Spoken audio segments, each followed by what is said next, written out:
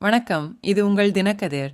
கட்சித் தொண்டர்களால் தெரிவிக்கப்படும் வாக்காளர் பட்டியல் சுருக்க திருத்தம் செயல்முறை தொடர்பான பிரச்சினைகளை தீர்க்க கட்சித் தலைமையகத்தில் ஒரு சிறப்பு பிரிவு திமுகவால் அமைக்கப்பட்டுள்ளதாக முதல்வர் ஸ்டாலின் வெள்ளிக்கிழமை அறிவித்தார்.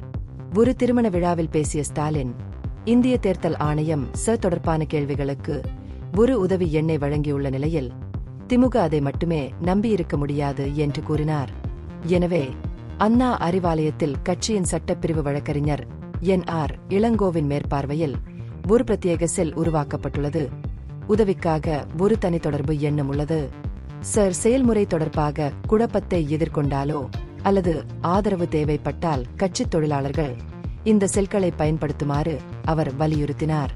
திருத்தச் செயல்பாட்டின் போது நடைமுறை சிக்கல்கள் அல்லது தவறான தகவல்களால் எந்த தகுதியுள்ள வாக்காளரின் பெயரும் விடுபடாமல் இருப்பதை உறுதி செய்வதே இந்த முயற்சி என்று முதல்வர் வலியுறுத்தினார்.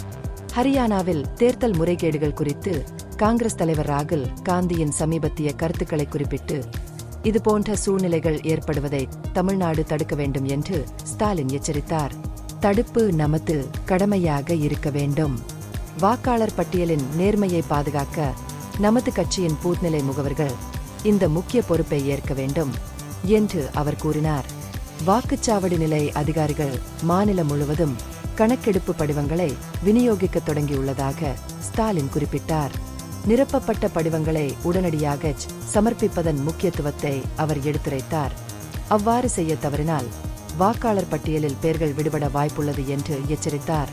அதிகாரிகள் வருகையின் போது நாம் வீட்டிலோ அல்லது வேலையிலோ இல்லை என்றால் நமது வாக்குரிமையை இழக்க நேரிடும்.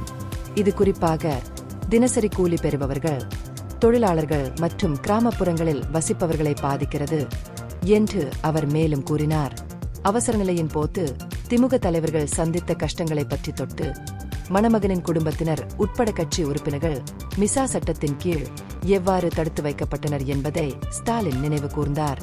அச்சுறுத்தல்கள் மற்றும் கைதுகள் இருந்த போதிலும் எங்கள் தலைவர்கள் கலைஞர் கருணாநிதியின் பின்னால் உறுதியாக நனவாகினர்.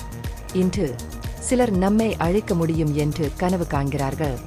ஆனால் அவர்களின் கனவுகள் ஒருபோதும் நனவாகாது என்று அவர் அறிவித்தார். வியாழக்கிழமை மட்டும் திமுகவின் சிறப்பு பிரிவுக்கு செயல்முறை குறித்து விளக்கங்களை கோரி 627 அழைப்புகள் வந்துள்ளதாக கூறப்படுகிறது. எழுப்பப்பட்ட பிரச்சினைகளை தொகுத்து உடனடி கவனத்திற்காக இந்திய தேர்தல் ஆணையத்தின் முன் சமர்ப்பிக்குமாறு கட்சியின் சட்டப்பிரிவு மற்றும் சிறப்பு பிரிவுக்கு ஸ்டாலின் அறிவுறுத்தியுள்ளார். இதற்கிடையில் நடந்து வரும் செயல்முறை குறித்து மதிமுகவும் அதிமுகவும் தனித்தனி கவலைகளை எழுப்பின. பாஜகவுக்கு நன்மை பயக்கும் வகையில் திருத்தம் அவசரமாக நடத்தப்படுவதாக வைகோ தலைமையிலான மதிமுக குற்றம் சாட்டியதுடன் குடியுரிமை திருத்தச் சட்டத்துடன் இணைக்க தேர்தல் ஆணையத்திற்கு எந்த அதிகாரமும் இல்லை என்று வலியுறுத்தி ஒரு தீர்மானத்தை நிறைவேற்றியது. மறுபுறம் BLO நியமனத்தில் முறைகேடுகள் நடந்ததாக அதிமுக கூறியது.